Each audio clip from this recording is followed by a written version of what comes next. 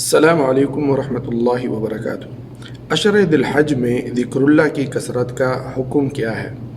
حضرت عبداللہ ابن عباس رضی اللہ تعالیٰ عنہ روایت کرتے ہیں کہ نبی کریم صلی اللہ علیہ وسلم نے فرمایا، ما من ایام اعظم عند اللہ ولا احب الی اللہ العمل فیہن من ایام العشر فاکثروا فیہن من التسبیح والتہلیل والتحمید والتکبیر۔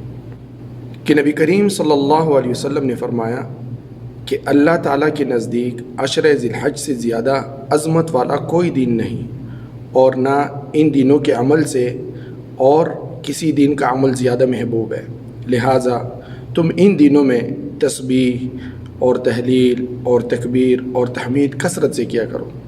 تسبیح سے مراد سبحان اللہ کہنا ہے، تہلیل سے مراد لا الہ الا اللہ کہنا ہے، اور تکبیر سے مراد اللہ اکبر کہنا ہے، اور تحمید سے مراد الحمدللہ کہنا ہے۔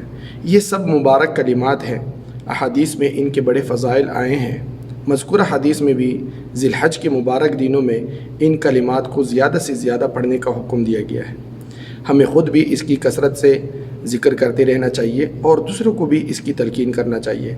اللہ تعالی ہمیں اس کی توفیق نصیب فرمائے۔ والسلام علیکم ورحمۃ اللہ وبرکاتہ۔